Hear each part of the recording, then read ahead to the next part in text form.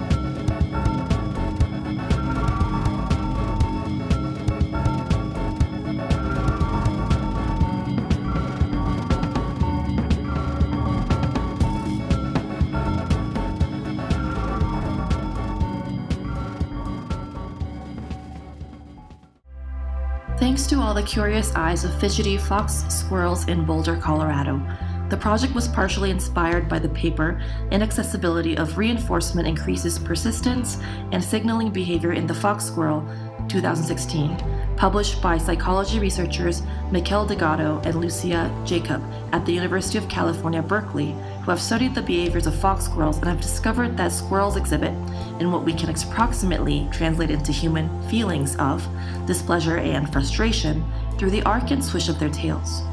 Additionally, the numerous illustrations in the fieldwork conducted by Richard John McCloskey in description and analysis of the behavior of fox squirrel in Iowa, 1975, have also been a central reference point for this project. Last but not least, the creative collaborations and conversations with the Center for Emotional Materiality and artist Surabhi Saraf have greatly contributed to the research.